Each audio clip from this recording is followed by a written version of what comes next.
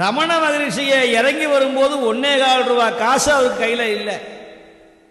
விழுப்புரம் வரைக்கும் இறங்கினாரு. திருவண்ணாமலைக்கு போறதுக்கு பஸ்ல காசு கையில் இல்லை. நடந்தே வந்து சேர்ந்தார். திருக்கோயிலூர்ல வந்து அரைகண்டநல்லூர்ல